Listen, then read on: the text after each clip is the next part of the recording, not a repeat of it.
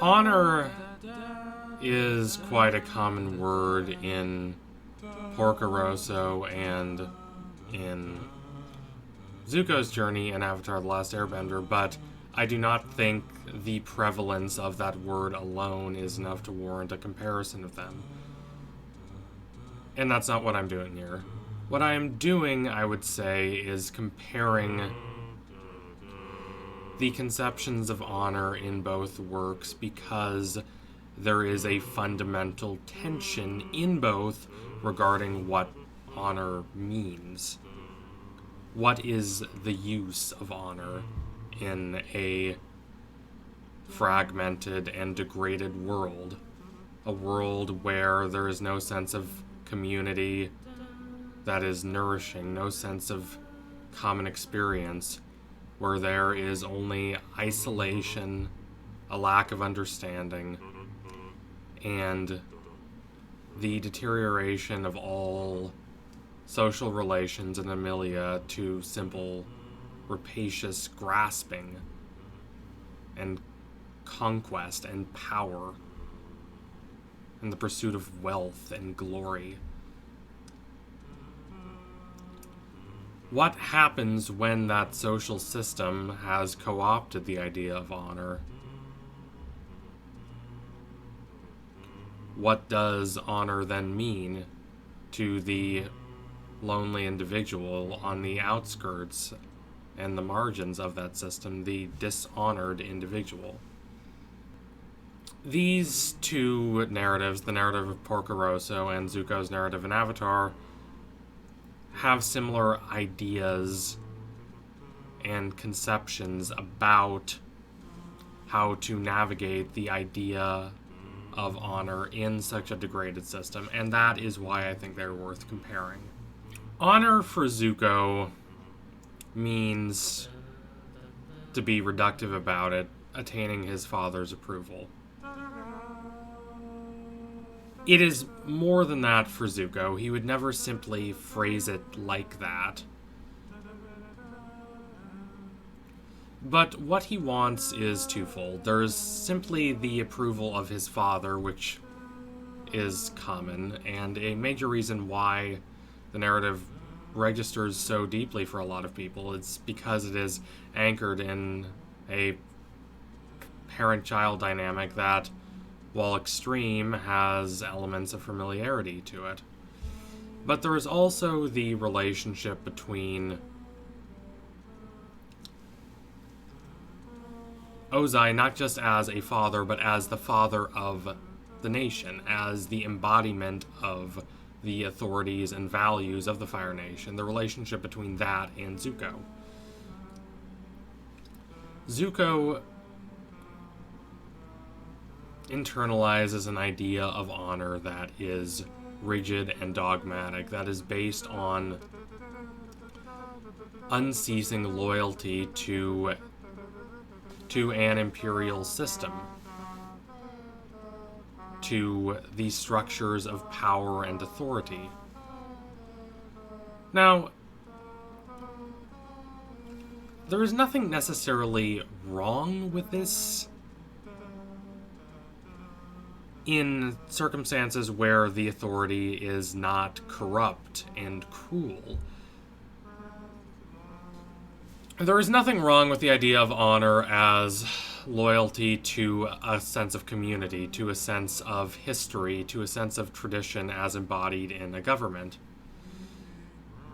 It is a firm idea of what honor is, and it provides a sense of clarity that an abstract idea of honor to a value system cannot really have. It's a direct idea of what being honorable means.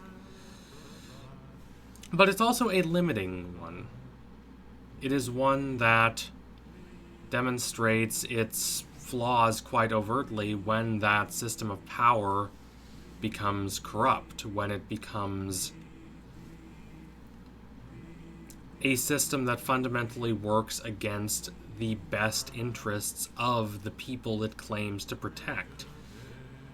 Is protecting that system honorable? Is being loyal to that system honorable? Now, it's easy to say, no, it's not. And sure, it's not. But if that is not what honor is, then what is it? If honor has been so co-opted by a rigid and dogmatic power structure, is there a conception of honor that is still viable? The same struggle is apparent in Porco Rosso. Porco believes himself to be a coward. He has not internalized the ideals and values of a corrupt and militaristic system nearly as completely as Zuko, but he still fundamentally is a prisoner to a sense of shame, to a sense of humiliation. To the Italian authorities, he is dishonorable because he will not help them in the war, because he will not fly his plane on the benefit of the Mussolini-led fascist government of Italy. Porco's relation to the military is complicated. Porco served in the Italian Air Force. He fought in World War I. And he emerged from that experience a broken and uncertain person. While he certainly is not a fan of Mussolini, his problem is not merely that he despises fascists and the fascists are after him. That would be quite a simple conflict. The conflict is rather that he feels fundamentally isolated from the claims of any military to be about honor, to be about all these lofty and heroic ideals, because what that war to him meant is not only the loss of the people he cared the most about in the world, though that still haunts him, but also the loss of faith in himself as a righteous and honorable person.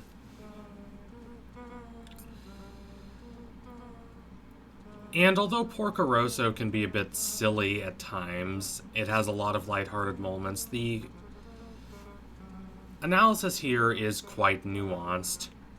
Porco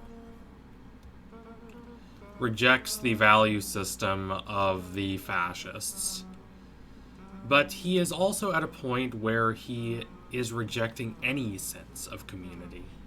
He has gone to the opposite extreme of presenting himself as an arch-individualist, only caring about himself. Because he is so broken, because he does feel this profound sense of shame. A lot of it does come from survivor's guilt. He does not seem to have done anything particularly immoral during the war, anything worse than others, but he still was a part of such a destructive and chaotic conflict. And to be revered for his role in that conflict feels fundamentally false to him. He doesn't want to be this kind of heroic figure. He finds that kind of heroism fundamentally false. The honor of war, of service, of military sacrifice is for him debased. So he is disenchanted from any idea of honor, any idea of this higher dignity and moral purpose. So these are two characters who, despite the differences in their perspectives and their experiences, and despite the obvious differences that one is a misguided and hot-headed teenager, while the other is a cynical and rather pessimistic middle-aged man or pig. These are both characters who are at this discomforting liminal space where they have this inchoate, not entirely formed feeling that the idea of honor that they had bought into is empty. It's not an intellectual idea, necessarily. They haven't sat in a room reading books thinking about this. They've arrived at it through their direct experiences. And yet they don't quite have an idea of what honor can be. And they are the worse for it. They are isolated. They are alone. They are yearning after this higher sense of purpose, and they don't know how to find it. Think about an Arthurian knight. A lofty and heightened figure, more moral than the world he explores, trying to be good, trying to be righteous in a world that is not, in a world that so painfully offers reminders of its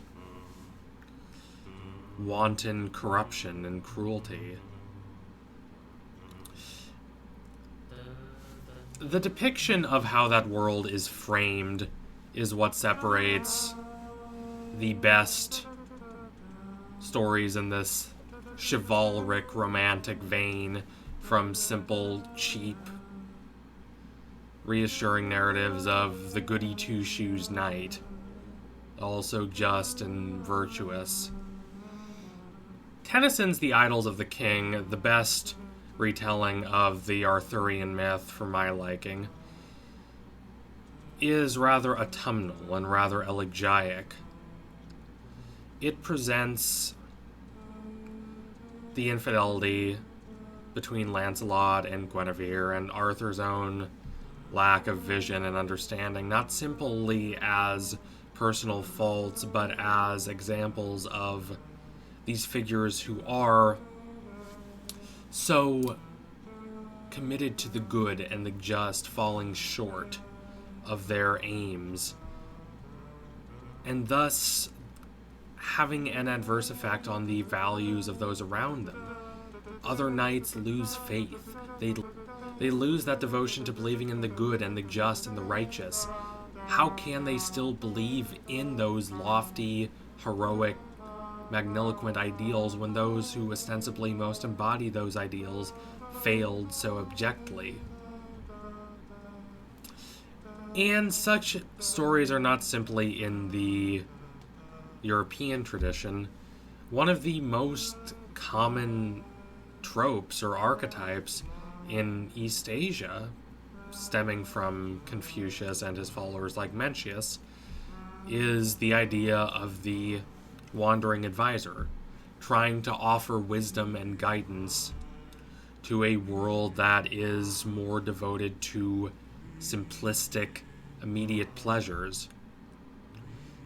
Emperors and rulers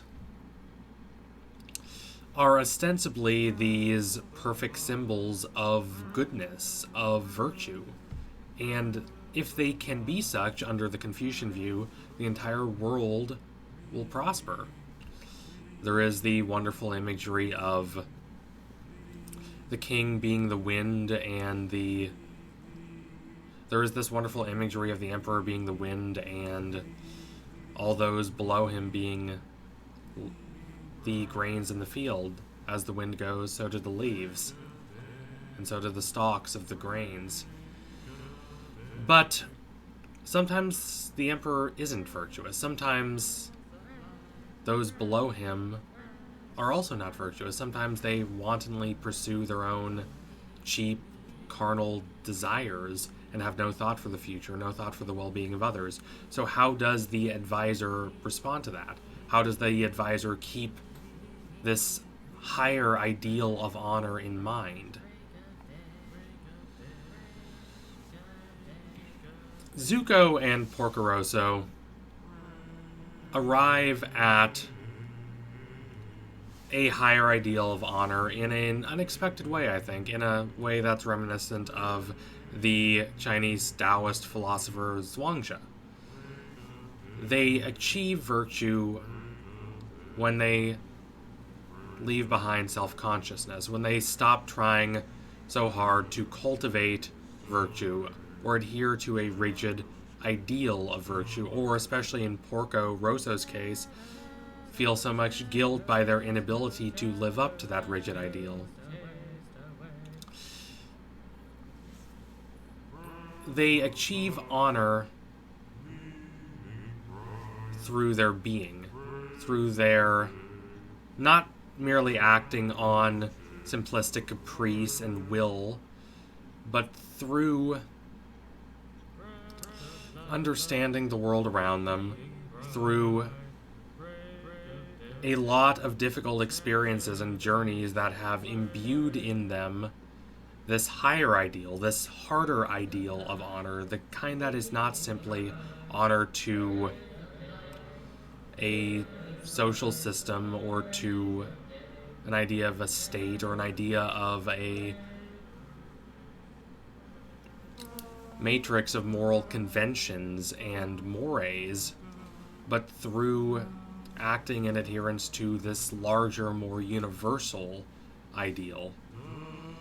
And doing so can only be achieved, at least in the cases of Zuko and Porco, when they allow themselves to let go of these rigid conceptions of honor, when they stop trying so hard to concern themselves with honor or their lack thereof, and instead just be and act on the knowledge they've gained through their experiences.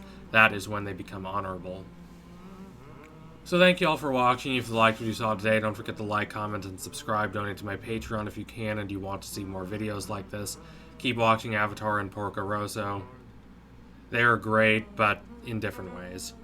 Zuko's story is ultimately more optimistic because he has the opportunity to reform the world, to rebuild these conceptions of honor, and to bring them more in line with what he believes to be honorable.